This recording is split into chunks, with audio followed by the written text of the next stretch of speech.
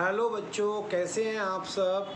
आज हम नया चैप्टर स्टार्ट करेंगे, लेकिन नए चैप्टर को स्टार्ट करने से पहले हम आपका एक राइम्स का सेक्शन करेंगे। मतलब हम पहले एक राइम्स लर्न करेंगे, सीखेंगे, उसको समझेंगे, उसके बाद में हम नया चैप्टर स्टार्ट करेंगे।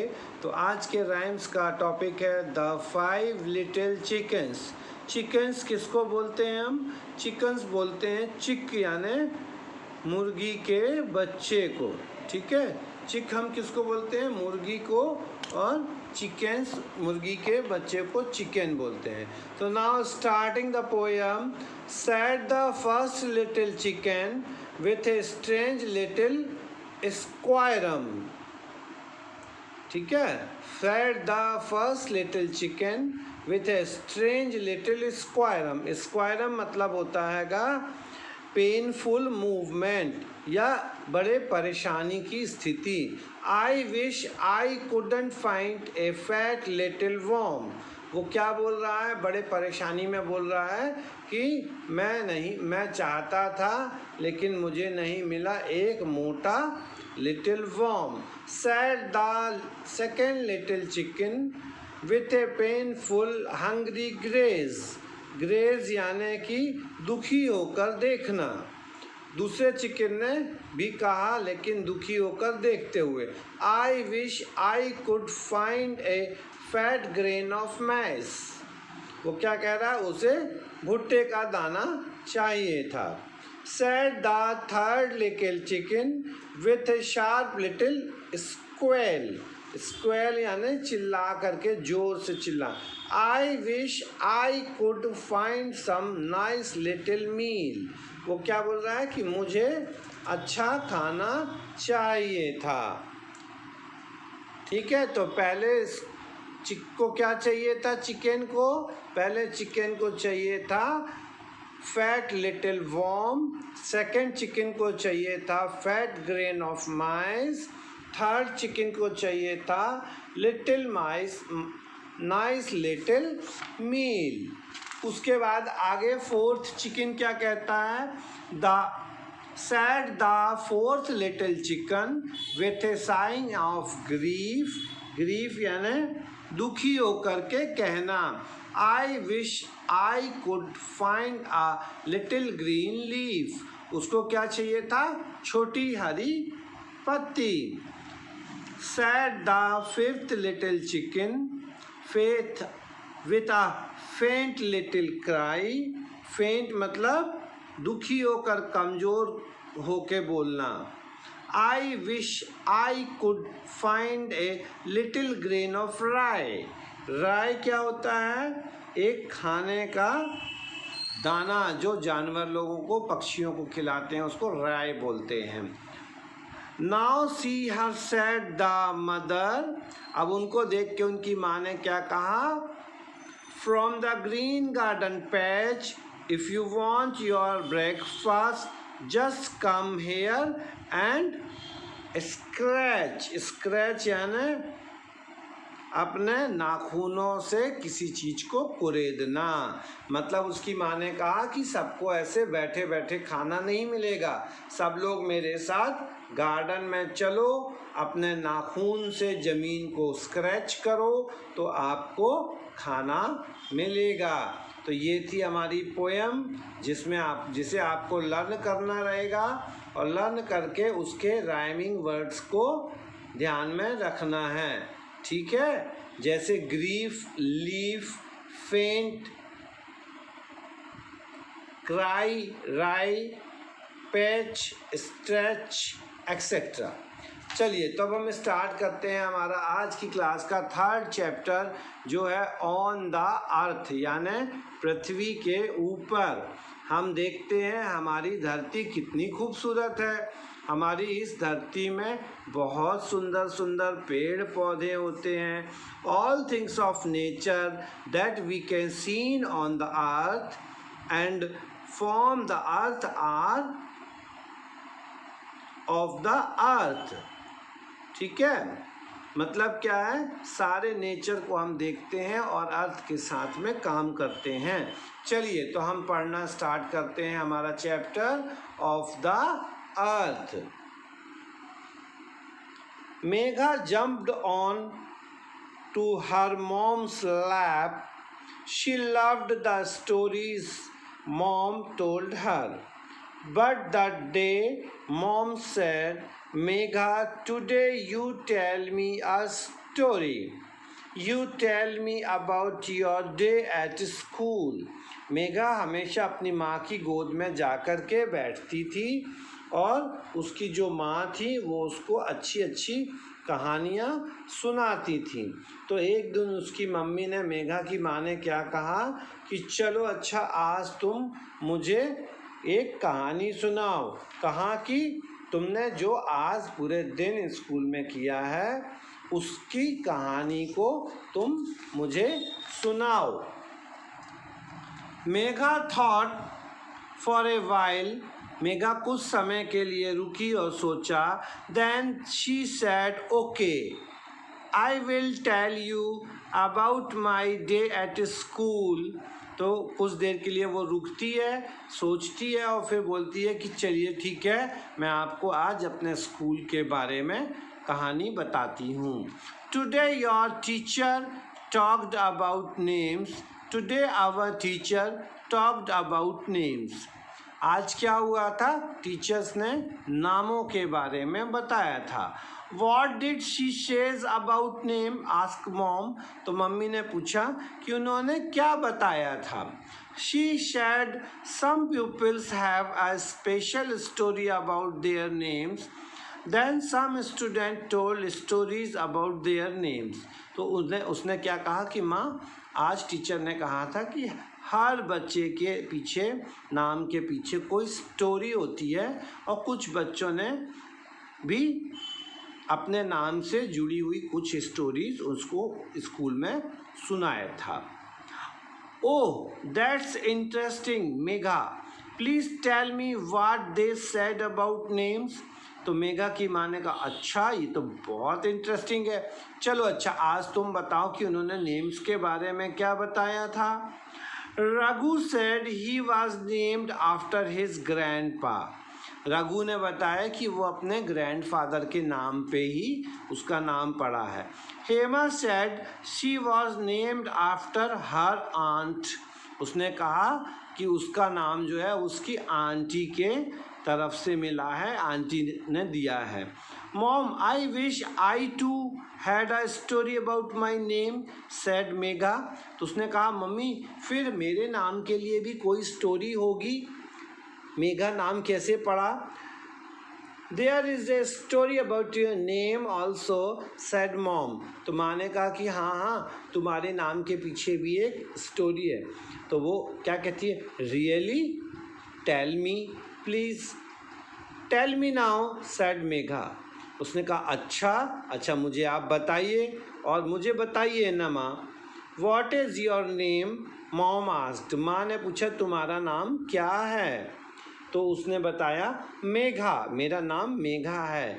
But your full name what? तो तुम्हारा पूरा नाम क्या है?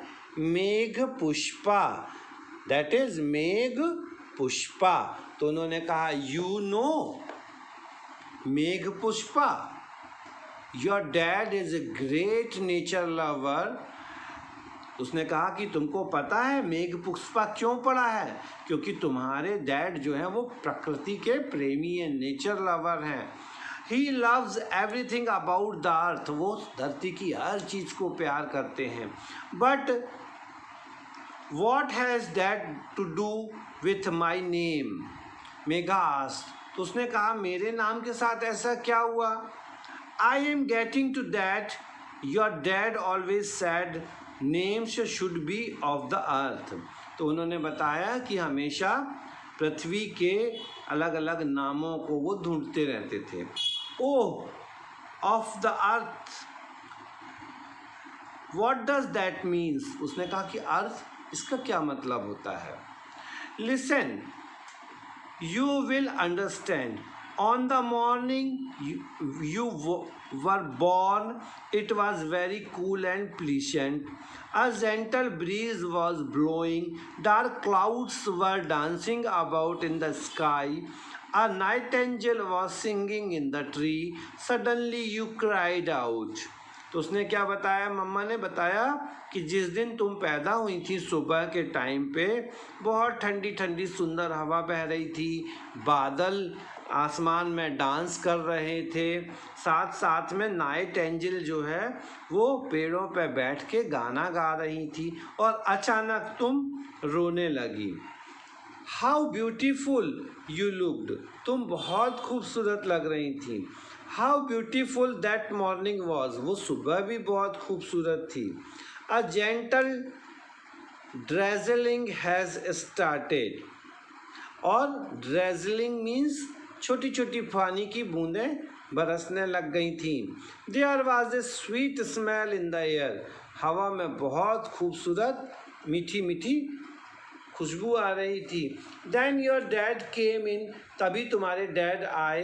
He looked at you, smiled and said, उन्होंने तुमको देखा और कहा अ लवली लिटिल फ्लावर, उन्होंने क्या कहा, कितना सुंदर प्यारा छोटा सा फूल है। एंड ही नेम्ड यू मेघ पुष्पा, क्यों, क्योंकि तुम पुष्प के जैसे दिख रही थी, फूल के जैसे दिख रही थी और उस समय पानी बरस रहा था, बादल डांस कर रहे थे, इसलिए उन्होंने तुम्हारा नाम मेघ पुष्पा रख दिया। I love my name sad मेघ पुष्पा, उसने कहा कि मुझे मेरा नाम पसंद है।